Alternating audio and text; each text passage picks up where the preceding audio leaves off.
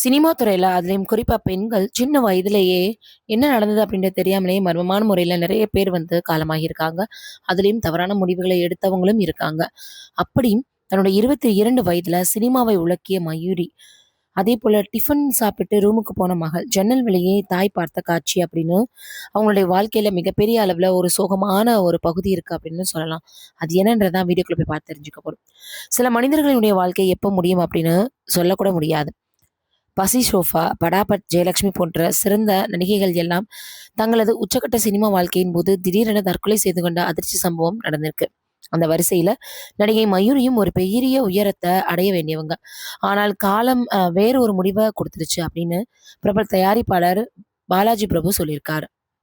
மறைந்த நடிகை மயூரி குறித்து மிகப்பெரிய அளவுல சமீபத்துல ஒரு பேட்டியில சொல்லியிருக்காரு. மயூரி முதலில் அறிமுகமானது கோபாலா கோபாலா படத்துல தான். அவங்க பிறந்தது கல்கத்தாவுல. அவங்களுடைய அப்பா பெயர் குமார், அம்மா சாந்தி. அவங்களுக்கு ஒரு அண்ணனும் இருக்காரு. ஆரம்பத்துல கல்கத்தாவில் இருந்த அவங்க குடும்ப பிறகு பெங்களூருக்கு மாறி சென்னைக்கு வந்திருக்கு. படித்து பிகாம் பட்டம் பெற்றார் மயூரி. ஒரு தமிழ் பெண் அவங்க. பூர்வீகம் தாம்பரம் தான். இப்பொழுது அவங்க சொந்த வீடு சென்னை அண்ணா நகர்ல தான் இருக்குதாம். மயூரியினுடைய உண்மையான பெயர் ஷாலினி. கோபாலா கோபாலா படத்திற்காக தான் மயூரி என்று பெயர் மாத்திக்கிட்டாங்களாம். அவங்க 15 வயதிலேயே சினிமாவுக்கு வந்திருக்காங்க. ஆனால் துரதிருஷ்டவசமாக 22 வயதிலேயே தவறான ஒரு முடிவை எடுத்து தற்கொலை செஞ்சுக்கிட்டு மரணம் ஆகிட்டாங்க. வெறும் 7 ஆண்டுகள் மட்டும்தான் அவங்களுடைய சினிமா பயணமே இருந்திருக்கு. மலையாளத்துல அவங்க நடித்த சம்மர் இன் பெத்தலகம் படம் மிகப்பெரிய அளவுல வெற்றி கொடுத்துச்சு. மயூரியின் சிறப்பு அம்சமே அவங்களுடைய கவர்ச்சியான வசீகரமான கண்கள் தான். அந்த காலகட்டத்துல மயூரி சினிமாவுக்கு வருவதற்கு ஒரு வருடத்துக்கு முன்பு தான் நடிகை சில்க் ஸ்மிதா காலமானாங்க. ஆனா சில்க் ஸ்மிதாவினுடைய இடத்தை மயூரி நிரப்புவாங்கன்ற பேச்சு பரவலா இருந்துச்சு.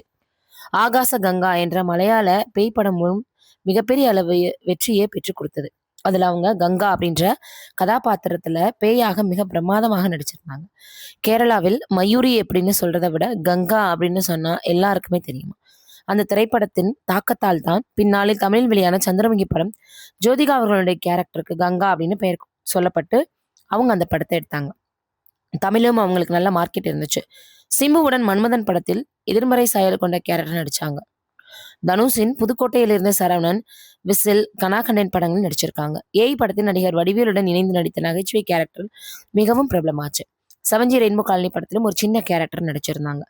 அவங்க நடித்த படங்கள் எல்லாமே வெற்றி பெற்றதுதான். திடீரென 2005 ஜூன் 16 அன்று இரவு 11 மணி அளவுல மயூரி அவர்கள் அண்ணா நகர்ல பாத்தீங்கன்னா ஒரு தவறான முடிவை எடுத்து காலமாகிட்டாங்க அப்படின்ற மாதிரி மிகப்பெரிய அளவுல எல்லோருக்குமே ஒரு ஷாக் கொடுக்கக்கூடிய விஷயம் வெளியாச்சு. மோனிஷா, பிரதீக்ஷா போன்ற நடிகைகள் சிறிய வயதுல இறந்தது போல இவங்களுமே துரதிருஷ்டவசமாக காலமாயிட்டாங்க. அவங்களுடைய இறப்பிற்கான காரணத்தை அவர் குடும்பத்தார் யாரும் இதுவரை உறுதிப்படுத்தல. அன்று இரவு 8 மணி அளவில் எல்லோருடன் சேர்ந்து டிஃபன் சாப்பிட்டு ரூமுக்கு போய் தூங்க போயிருக்காங்க. 10:30 மணி அளவில் அவங்களுடைய அம்மா கதவை தட்டியும் திறக்கப்படல. அவங்களுடைய அப்பாவும் தட்டி பார்த்துட்டு சந்தேகம் அடைஞ்சு ஜன்னல் வழியாக பார்த்தபோது மயூரி தூக்குல தொங்கியிருக்காங்க. பதறி போய் கதவை உடைத்து போலீசாருக்கு தகவல் கொடுத்தாங்க. கீழ்ப்பாக்கம் அரசு மருத்துவமனையில போஸ்ட்மார்ட்டம் நடந்துச்சு. அவங்களுடைய தற்கொலைக்கு காதல் தோல்வி, வாய்ப்புகள் இல்லாத விரக்தின்னு பல காரணங்கள் சொல்லப்பட்டுச்சு. சிலருக்கு அவங்களுடைய வயிற்றுல புற்றுநோய் இருந்தது, கடுமையான வயிற்று வலி தாங்காம தான் அப்படி பண்ணிக்கிட்டாங்கன்னு சொன்னாங்க.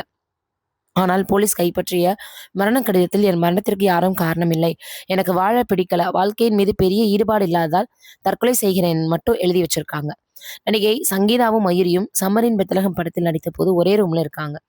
மயூரி ஷூட்டிங் முடிந்து வந்ததுமே ரூமில் பெரிய டெடிபியர் பொம்மைகளை வைத்துக்கிட்டு ஒரு குழந்தையை போல விளையாடுவாங்களாம்.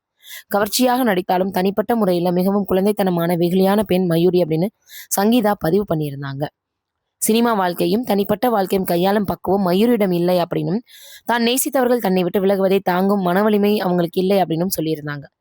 நடிகை கிருஷ்ணா குடும்பத்துடனும் கிரிக்கெட் வீரர் ரவி சாஸ்திரியுடனும் மயூரிக்கு நல்ல நட்பு இருந்துச்சு. சில மனிதர்களினுடைய வாழ்க்கை எப்படி முடியும்னே சொல்ல முடியாது. பசி ஷோஃபா, படாபட், ஜெயலட்சுமி போன்ற சிறந்த நடிகைகள் எல்லாம் தங்களது உச்சக்கட்ட திரை வாழ்க்கையின் போதுதான் திடீரென தற்கொலை செஞ்சுக்கிட்டாங்க. அந்த சம்பவம் மிகப்பெரிய அளவில் எல்லோருக்குமே சோகத்தை ஏற்படுத்தியிருந்துச்சு. இல்ல அப்படின்னா மயூரி அவர்களும் ஒரு பெரிய உயரத்தை அடைஞ்சிருக்க வேண்டியவங்க. ஆனால் காலம் வேற ஒரு முடிவை எடுத்துருச்சு அப்படின்லாம் நம்மளுக்கு அப்ப தெரியாது. உண்மையிலேயே இது போல சில விஷயங்களை கேள்விப்படும் போது நம்மளுக்கே ரொம்பவே வருத்தமாக இருக்குது அப்படின்னு தான் சொல்லணும். நீங்க என்ன நினைக்கிறீங்க இதை பற்றின்றதை மறக்காம கமெண்ட்ல சொல்லுங்க.